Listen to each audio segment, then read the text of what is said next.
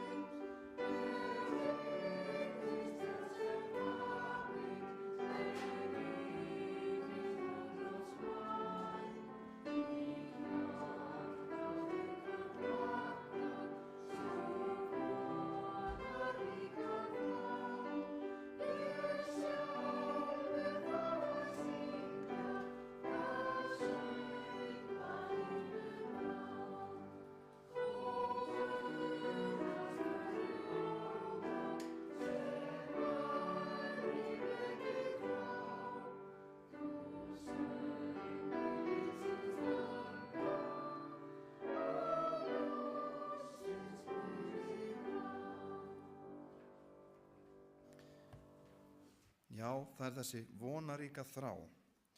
Þráin það að við sjálf fáum að syngja þá söngva himnum á. Það dýrleg von sem við höfum. Við skulum halda áfram að syngja og syngja næst sálmi númer 310, Kæri Faðir. Thank you.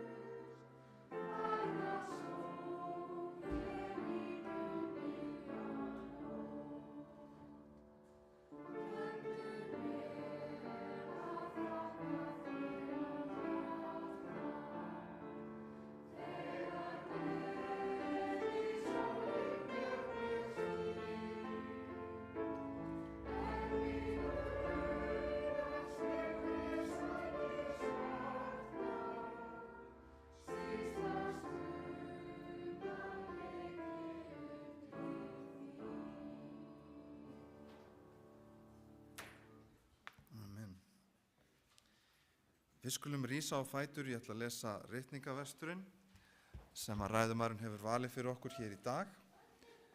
Ritningalesturinn kemur úr Postulasögunni 20. kafla og 22. til og með 24. versi. Og nú ég á leið til Jerúsalem, knúinn af andanum. Ekki veit ég hvar þar mæti mér, nema að heilagur andi birti mér í hverri borg að fjötrar og þrenging bíði mín. En mér líf mitt einskis virði, fá ég aðeins að fullna skeið mitt og þá þjónustu sem Drottinn Jesú fól mér, að bera vitni fagnaerindinu Guðs náð. Við skulum lúta höfði í bæn, þeir sem treysta sig til með að krjúpa með mér.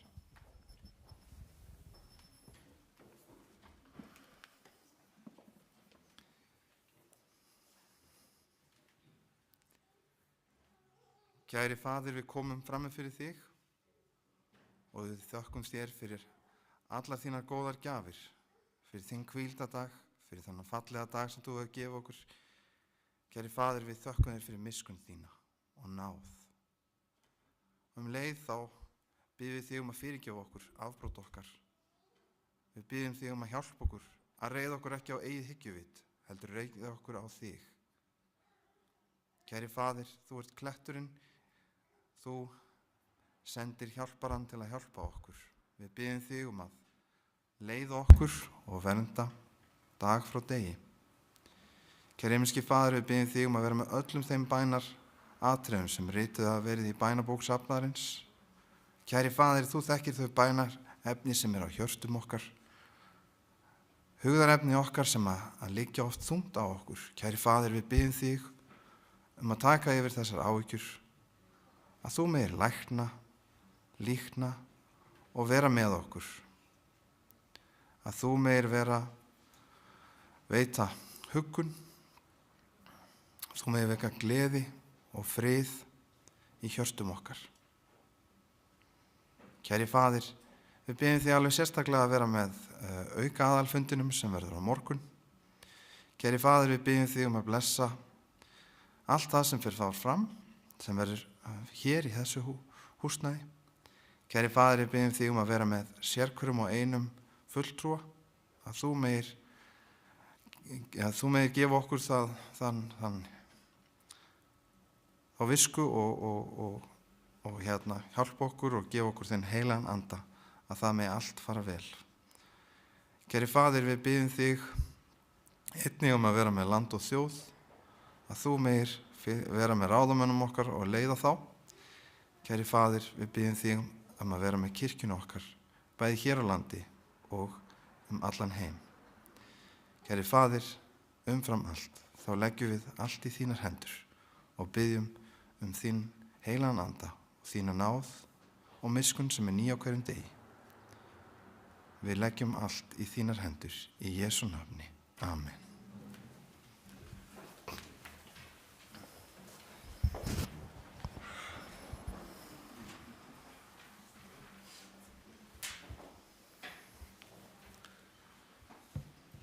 Við ætlum að syngja áfram og syngja og lofa Guð og við ætlum að syngja sálmur nr. 311, Legðu mitt höfuð. Sálmur nr. 311.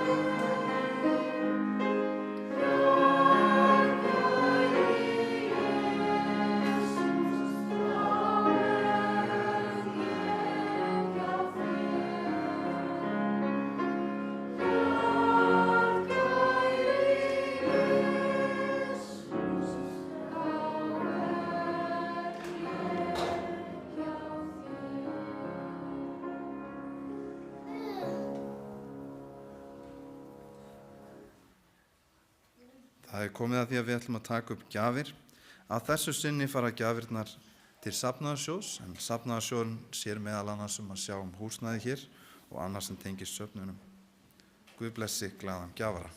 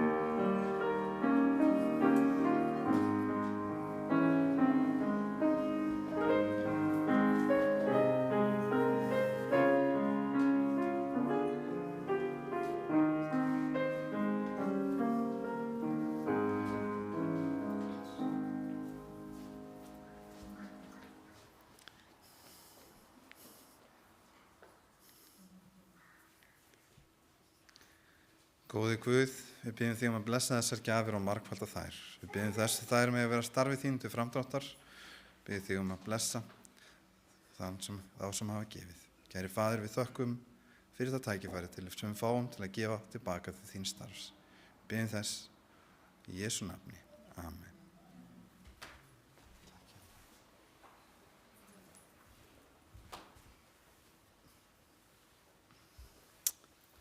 Jæja, krakkar. Þá er komið að við ætlum að syngja barnasálminn. Þið með endilega koma hérna fremst því að næst er svo barnasagan.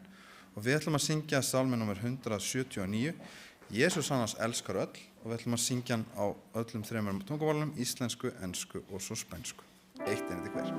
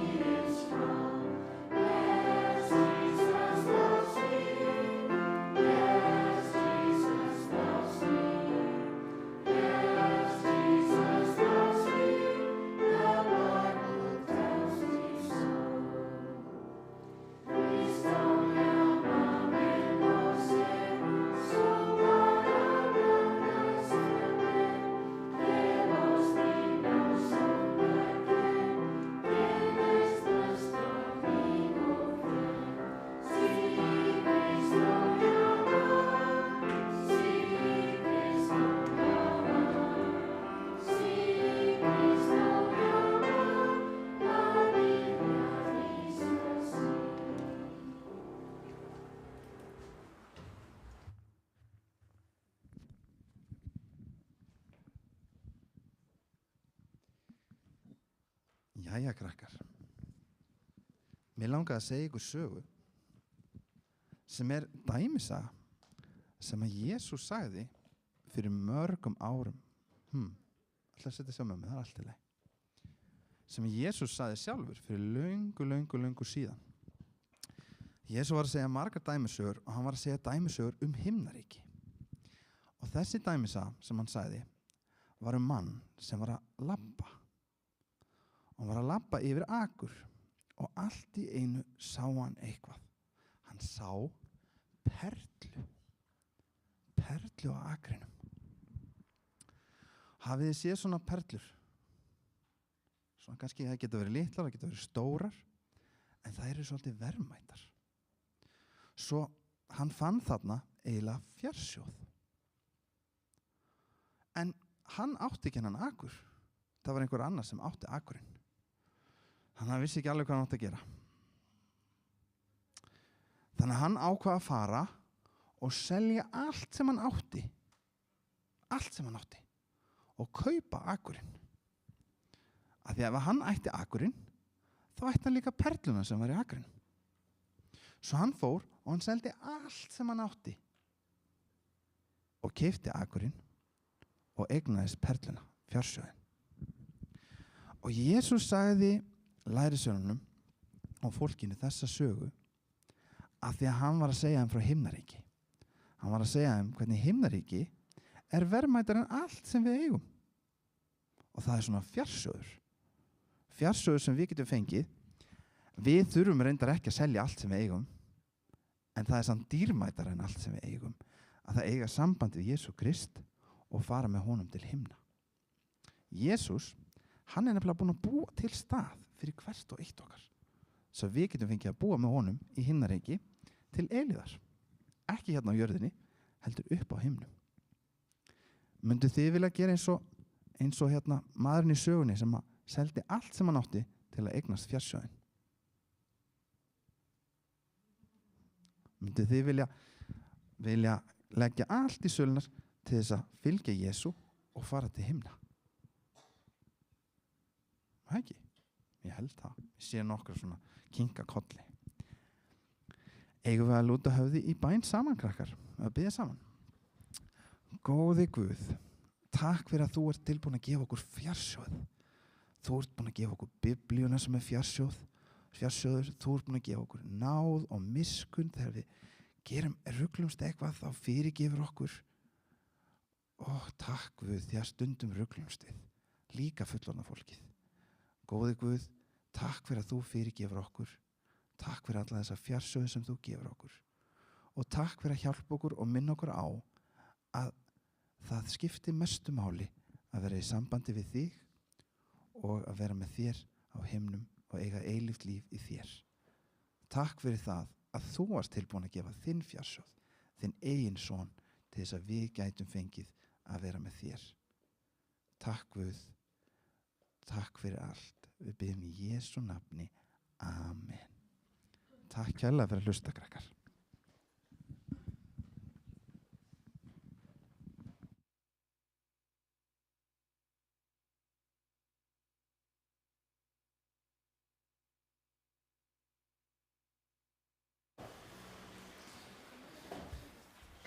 Það er þá komið að því, ég ætla að bjóða Ian Sweeney hér velkomin upp til okkar.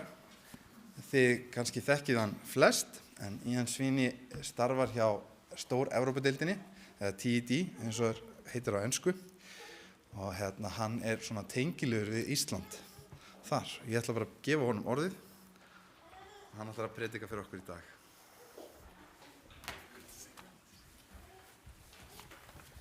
Good morning and happy Sabbath. Góðan daginn og gleðilegan hvíldardag. I've noticed that the last 2 or 3 times I've come to Iceland, Ég hef tekið eftir þessi 2-3 skipti sem ég komið hingað til Íslands. it has been sunny. Það hefur verið sólskin.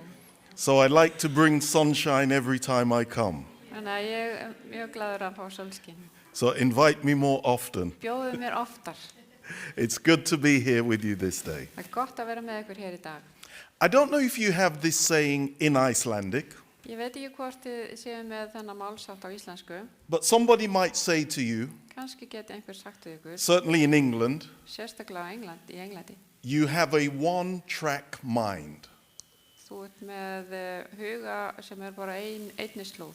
Now, I know my compatriot Ian will be familiar with that. Ég veit að þarna er landi minn sem skilur vel hvað ég á við. Is there a similar saying in Iceland? Er til eitthvað svipað á íslensku? Okay, I notice you don't have any trains in Iceland Þið eru ekki með neina lestar hér. or subways. Eða neðanjara lest. But what the saying means is about a rail track. Það sem við erum að tala eru járnbrautarteinar And it refers to somebody who only thinks about one thing. og það er verið að tala einstakling sem er bara að hugsa eitt. Or that they are obsessed with one thing. Eða eru bara algjörlega gagnteknir af einhverju einu. So my wife said to me one time, Einu sinni sagði konan mín við mig, she said, Ian, you have a one-track mind. Ían, þú ert með svona huga sem alltaf bara að hugsa bara eitt eða á einu vegi. And she was referencing my love of fish tanks, Og aquariums. þá hún að tala hvað ég var hrifin af fisk, svona gullfiskum og tankinu sem eru í. But it seems to me that the Apostle Paul had a one-track mind. En mér sýnist að Páll hafi líka verið með svona hugafar. He was obsessed with one thing. Hann var alveg mjög upptekinn við bara eitt. And our scripture reading from Acts 20 shows us his obsession. Og við sjáum í Apostolssögu 20. kafla hvað hann var gagntekinn af. He said, I'm going to Jerusalem. Hann segi, ég að fara til Jerúsalem. But clearly it was not for a holiday or sightseeing. En það var augljóst að hann var ekki að fara þar í eitthvað frí eða fara í skoðunarferð. He said the Holy Spirit was drawing him to Jerusalem. Hann sagði að heilagur andi var að leiða hann til Jerúsalem. But he said he's going knowing that he's going to find trouble in Jerusalem. En hann að fara til Jerúsalem vitandi það að hann var að lenda í miklu vandræðum þar. He realized his life was at stake. Hann gerði sér grein fyrir því að líf hans var í húfi. But he said, I'm not even worried about my own life. En hann sagði, ég hef ekki áhyggjur af mínu eigin lífi. Because Jesus has given me a task to do. Út af því að Jesús búinn að gefa mér verkefni að vinna. And I'm going to Jerusalem to share the good news about Jesus. Og ég að fara til Jerúsalem til að deila með öðrum góðum fréttunum Jesú. Paul's life was committed to sharing Jesus. Hann var búinn að tileinka lífi sínu því að deila Jesú með öðrum. And so that's when Paul was saying goodbye to the elders in Ephesus. Þannig að þegar að Páll var að kveðja safnaðarformennanna í Efesus, He said, you may never see me again. hann sagði, þegar getur verið muni aldrei sjá mig framar. Now when I said goodbye to my wife a day or two ago, Þegar ég kvaddi konuna mína fyrir 2 dögum síðan, it is in the hope that I will see her again. ég kvaddi hana með það í huga að það von að ég myndi sjá hann aftur. But I don't know if any of you have said goodbye to loved ones, Ég veit ekki hvort þið hafið kvatt einhvern ástvin thinking you may never see them ever again. með þá hugsun að það gæti verið að myndi aldrei hittast aftur. Paul, with a one-track mind, Páll var með þennan einbeitta huga, said, I'm going because Christ has called me to do this work. hann sagði, ég að fara vegna þess að Kristur að kalla mig til þess að vinna þetta verk. He wasn't going to allow personal issues to stop him doing what Jesus wanted him to do. Hann ætlaði ekki að láta einhver persónleg atriði í hans lífi stoppa hana af við að gera það sem að Jesús bað hann að gera. He was going to live his life with no regrets. Hann ætlaði að lifa lífi sínu án eftirsjár. He would always follow God's calling. Hann myndi alltaf fylgja köllun Guðs. But let me just pause here for a moment. En nú skulum við aðeins stoppa við og hugsa. Because Paul also said of a ministry appointment, Því að Páll sagði einmitt líka það að fara í prestþjónustuna eða þjónustu prests. and you read this in the second letter he wrote to the Corinthian church. Og við getum lesið þetta í öðru Korintabréfi And in chapter 2 and verse 12, og í kapla 2 versi 12. he spoke of a time when he arrived in a town called Troas. Þar talaði hann þann tíma sem hann kom til borgar sem heitir Tróas. He said that the Lord had opened the way for him to preach the gospel in Troas. Og hann sagði að þar stóðu honum opnar dyr í þjónustu drottins.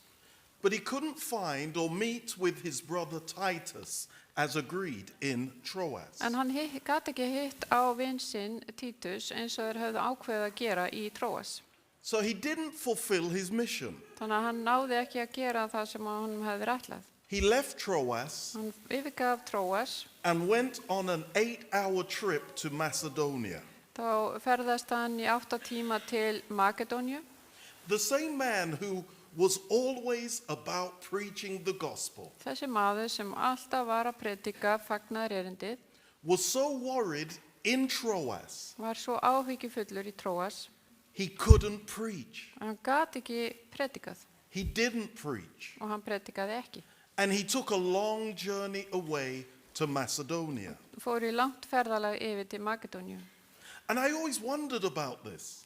og ég hef oft velt þessu fyrir mér. Where is the Paul of Acts chapter 20? Hvar Páll úr Póstulasögunni 20. kapla? What happened in 2 Corinthians? Hvað gerist þarna í öðru Korinthubréfi? Now, we understand that Paul and Titus were colleagues in ministry. Við vitum að Páll og Títus voru samstarfsmenn. He had asked Titus to go to Corinth. Hann hafði beðið Títus að fara til Korintu. And we know that Paul wrote at least 3 or 4 letters to the people in the Greek city of Corinth. Og við vitum að Páll skrifaði 2 og 3 bréf til fólksins í Korintu. We have 2 of those letters recorded in our Bible. Og við erum með 2 þessara bréfa í biblíun okkar. The letters were not well received by the members in Corinth. Og meðlimir Korintu safnaðarins tóku ekki vel á móti þessum bréfum. And Paul wanted a report from Corinth through Titus as to how things were going. Og hann vildi fá fréttir gegnum Títus það hvernig hlutin væri að ganga í Korintu. But Titus didn't turn up. En Títus mætti ekki. And of course there was no WhatsApp or Facebook messaging. Það var ekkert hægt að senda skilaboð með WhatsApp eða á Messenger. And the Lord didn't reveal to Paul what had happened to Titus. Og Drottinn hafði ekki gefið það upp, ekki sagt Páli hvað hafði komið fyrir Títus. And Paul said, I can't preach even though the door is open. Og Páll sagði, ég get ekki predikað þó svo að dyrnar séu opnar. It's an interesting passage Þetta áhugaverður texti. because it shows the human side of Paul as well. Því þetta sýnir þessa mennsku hlið Páls. And so he didn't preach. Þannig að hann predikaði ekki. You know, sometimes in the Christian experience, life, Og það oft þannig í lífi hins kristna things affect us. að það eru hlutir sem hafa áhrif á okkur. My favorite Christian author Uppáhalds rithöfundur minn kristni, goes by the name of Ellen White. hún heitir Ellen White. And I've heard it quoted a number of times Og ég hef heyrt vera vitnað í þetta á nokkru sinnum when she wrote the following: þegar hún ritaði eftirfarandi. Christians will not be mournful Kristnir eiga ekki að vera sorgmættir or depressed. eða þunglyndir. Unfortunately, Því miður, when you're feeling depressed, þegar maður þunglyndur eða leiður, this doesn't help þá hjálpa þessi orð ekki mikið. when somebody quotes it to you. Þegar einhver les þetta fyrir mann. It's as though we should always be feeling high and happy. Það eins og maður eigi alltaf vera glaður og hátt stemmdur. The sun should always be shining. Sólin á alltaf að skína. But that isn't life. En lífið ekki þannig. And in fact, Ellen White wrote other things as well. Og svo skrifaði Ellen líka margt annað. And she described times when she personally felt depressed. Og hún lýsir tímum þegar hún sjálf fann fyrir þessari depurð. And she said she struggled at times with the depression and the gloom that was in her own life. Og hún sagðist hafa sjálf þurft að berjast við sorgina og depurðina sem var í hennar eigin lífi. You see, Paul was concerned about the churches he established. Páll hafði áhyggjur af kirkjunum sem hann hafði sjálfur stofnað. Even as Ellen White, my favorite Christian author, was concerned about the church that she was helped found. Eins og Ellen White hafði líka áhyggjur af þeim kirkjum sem hún hjálpaði til við að stofna. We all at times face struggles emotionally. Við berjumst oft við svona tilfinningarnar okkar. Now, I think this is the only record of Paul turning away from an open door. Ég held að þetta sé eina skipti sem skráð að Páll hafi snúið baki við þarna dyrum sem voru opnar. Paul is the most successful apostle that we have. Páll sá sem var árangursríkastur af þeim sem við vitum But things got to him in his life. En það voru hlutir sem höfðu áhrif á hann. So this man with the one-track mind Þannig að þessi maður sem að var svona einbeittur shared an incident where he could not preach. og hann deildi með okkur atviki þar sem hann gat ekki predikað. And it's a reminder to us today Og þetta minnir okkur á í dag that ministry and mission can be difficult. að það getur verið erfitt að starfa sem bara við boðun og fyrir Guð. And we can carry emotional burdens. Og við getum verið að burðast með erfiða tilfinningar.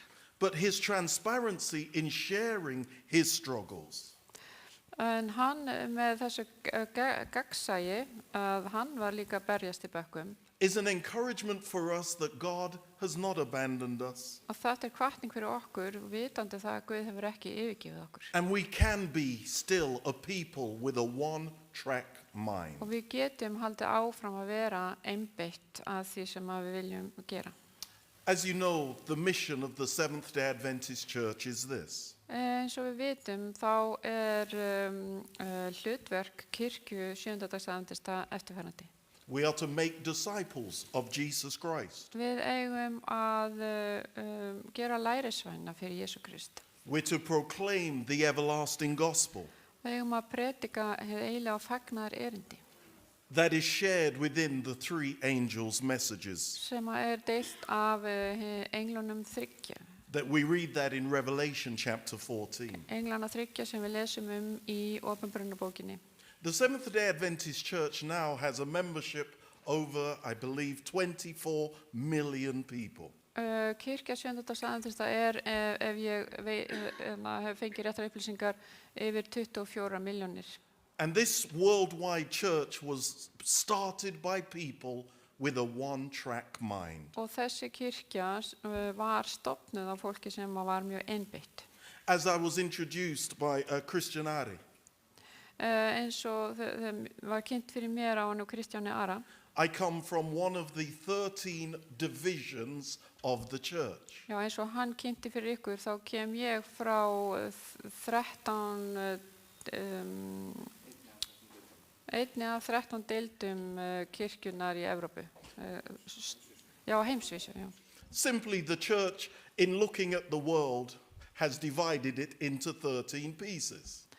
Já, við erum sem sagt búin að skipta heiminum greinlega upp í svona 14 hluta.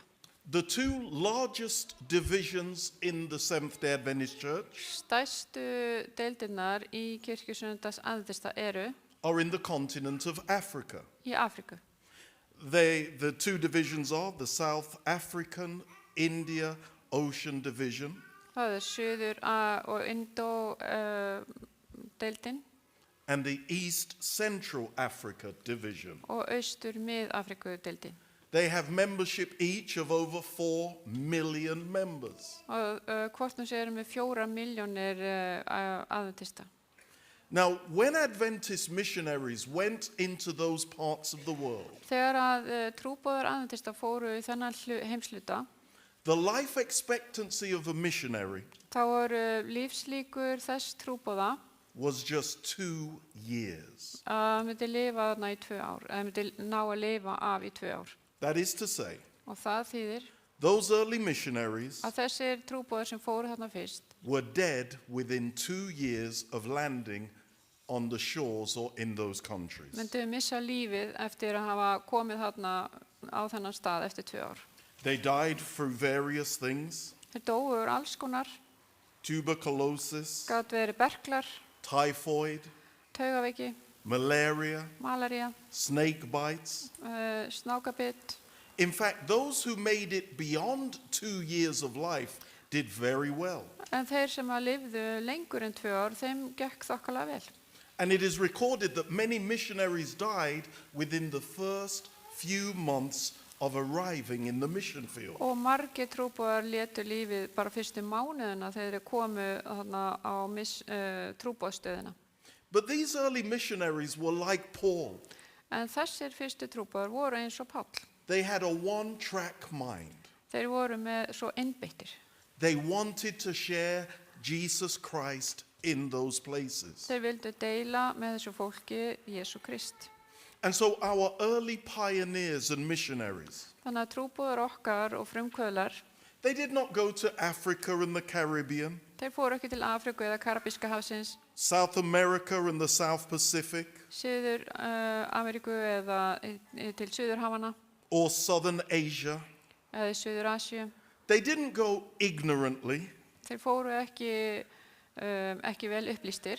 They didn't have modern communication as we do today, Þeir eru ekki með svona samskipta möguleika eins og við höfum í dag, but they knew it was dangerous. en þeir vissu að þetta myndi vera hættuleg för. But even the dangers did not deter them from going. En þessar hættur héldu ekki aftur af þeim að fara. They got on boats, Þeir fóru í báta, saying goodbye to loved ones in America or Europe, kvöddu ástvinni sína og ættingja í Evrópu eða Bandaríkjunum, knowing that they may never see their loved ones again. vitandi það að það væri mikill möguleiki þeim þau aldrei sjá ástvinni sína aftur. We live in an age where it's about health and safety. Nú, við lifum á tímum sem snýst öryggi og heilsu. And I don't think many of us would risk our lives necessarily if we thought, I might die on this trip. Og það ekki víst að við værum tilbúin til þess að hætta lífi okkar ef við vissum að við getum jáfnvel mist lífið í einhverju ferðinni. But notice this wonderful statistic. En við skulum skoða þessar dásamlegu tölur, veit ég hvernig það statið, tölfræði. When Adventist missionaries went to India, Þegar trúboðar frá aðventistum fóru til Indlands, their death rate was twice as high as Westerners who lived in India. So they had a higher death rate. They died quicker than other Westerners. Já, þeir komu þarna til Indlands og það var hærri tíðni, andlátstíðni hjá þeim heldur en þeim hvítur sem bjuggu í Indlandi. So why were Adventists dying quicker than other Europeans or North Americans? Af hverju voru okkar trúboðar að deyja fyrr heldur en aðrir hvítir sem komu þarna? Were they not keeping the health message? Voru þau ekki með heilsuboðskapinn okkar? The reason Adventists died quicker Ástæðan fyrir því að trúboðarnir voru að deyja fyrr en aðrir is because they did something that the Europeans and the North Americans did not do. því þeir gerðu eitt sem að bæði Norður-Ameríkumenn og Evrópumenn gerðu ekki. The British, for example, would be in colonial retreats. Til dæmis Bretarnir, þeir fóru á viss svæði sem voru bara ætluð nýlendu herrunum. They would just stay amongst their own people. Þeir voru bara innan sitt fólk. But Adventist missionaries didn't do that. En aðventtrúboðarnir gerðu það ekki. They sat with the local people. Þeir settust niður með innfættum. They ate with them. Þeir borðuðu með þeim They mingled with them. og þeir sýndu félagsskap They contracted their diseases. og þeir fengu þá sjúkdóma líka sem fólki var með. Because coming close to the people was so important Því það að nálgast fólki var svo mikilvægt that they had to share Jesus Christ, að þeir urðu að deila Jesú Kristi með þeim that they contracted the diseases and died early deaths. og þannig fengu þeir þessa sjúkdóma og létust svo langt fyrir aldur fram. One story from many thousands. Og þetta náttúrulega segja ykkur sögu af mörg þúsund sögum. The year was 1901. 1901 var árið. A young couple by the name of Albert and Ida Fisher. Albert og Ida Fisher hétu hjónin. They answered the call to go to the mission field, Puerto Rico. Þau svöruðu kallinu að fara á trúboðsakurinn í Puerto Rico. They got off the boat in the month of May, the 9th. Stigu af skipi month of May, í maí. Albert suffered terrible illness in the first few days of landing on the island of Puerto Rico. Fyrstu dagana þjáðist Albert mikið af einhverjum sjúkdómi sem hann hafði fengið. By the next year, March, Og mars ári síðar, Albert was dead. þá var Albert dáinn. He was 30 years of age. Hann var 30 ára gamall. This was a young couple who were just had a one-track mind for Jesus. Og þetta var par sem var einbeitt fyrir Jesú. Another missionary met up with Ida, Svo kom annað trúboði og hitti hana Ædu and she said, "You may think that I made a mistake, og hún sagði, það geti verið að þú hugsir að ég hafi gert einhver mistök. but the Lord made no mistake in calling us there." En þá engin mistök hjá Guði að kalla okkur til að koma hingað. Albert's fear before he died was this, Ótti Alberts áður en hann dó var that if he should die, others would be discouraged from coming and doing their duty. það að ef að hann myndi deyja þá væru fleiri sem að myndi missa kjarkin að koma. And Albert actually said before he died, Og Albert sagði áður en hann dó, if the Lord should lay him to rest, ef að drottinn mun leggja hann til hvíldar, he was glad to be found at his post of duty. þá var hann glaður að vera akkurat það sem að hann var að sinna skyldu sinni. These were incredible people. Þetta fólk var ótrúlegt Likely we've never heard of them, og það líklegt að við höfum aldrei heyrt þetta fólk. but they were people like Paul with a one-track mind. En þetta var fólk sem var mjög einbeitt eins og Páll. Their only concern was that their death might deter others from going into the mission field. Ein áhyggja þeirra var að þeirra dauði myndi letja aðra við að fara út á trúbóðsakurinn.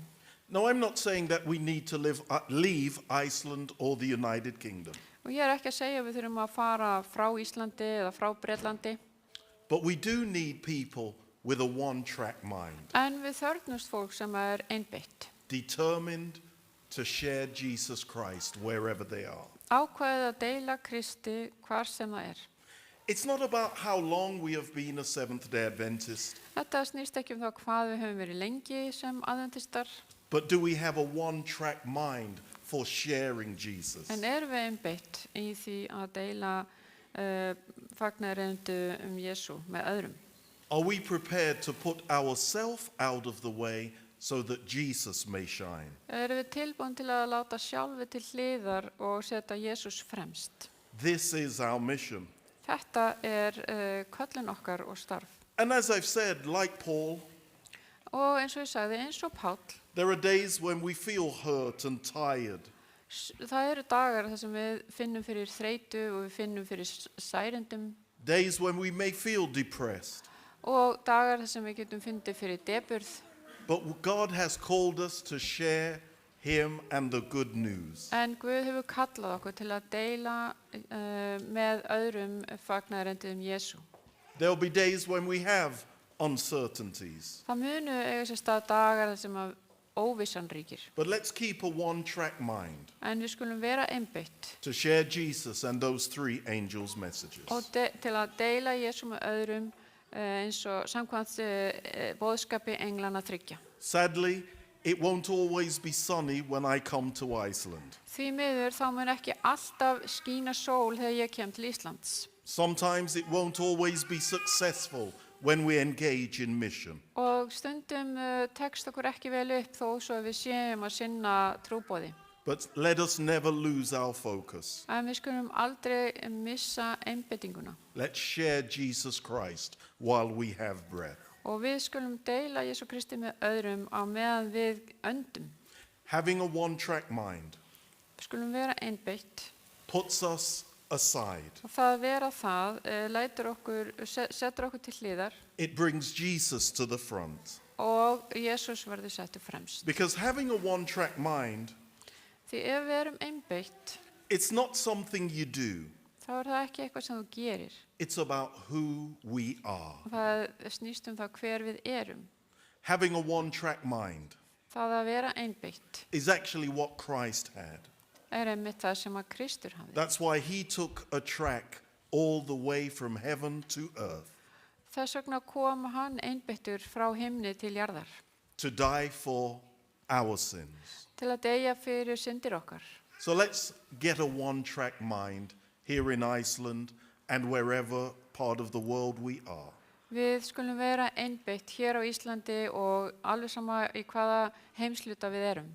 and share the good news of Jesus Christ og deila þessum góðu fréttum Jésu Krist. so that one day soon we will see him again. Svo við getum séð hann einn daginn.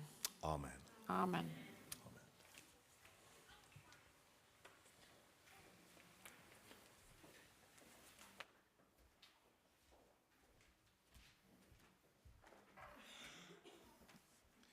Við þökkum Ian kærlega fyrir þessu góðu og þörfu orð. Við skulum syngja saman lokasalmin okkar, salmin nr. 362, Dýrmæta vissa.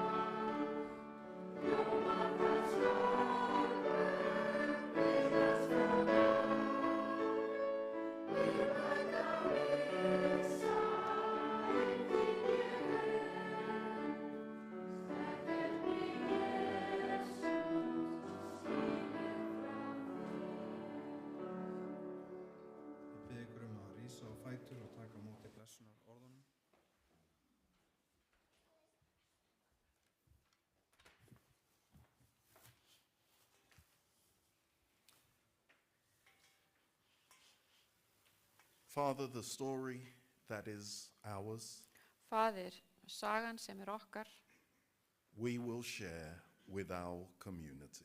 Munum við deila með okkar samfélagi. We thank you that you had a one-track mind for us. Við þökkum þér fyrir að hafa verið svona einbeittur fyrir okkur. May we have a one-track mind for sharing you. Hjálpaðu okkur að vera svona einbeitt líka með að deila þér með öðrum. Amen. Amen.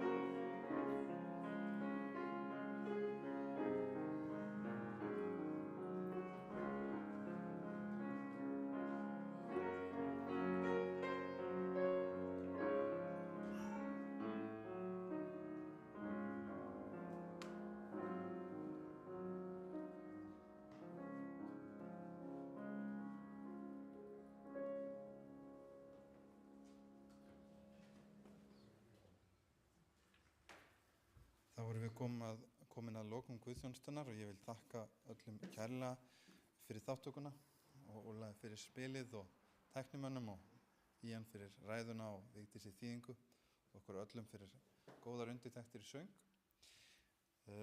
Við minnum á sumamótið sem verður Hvítasunnuhelgina 22. til 24. maí. Mér langar líka til þess að biðja ykkur fullorðna fólki í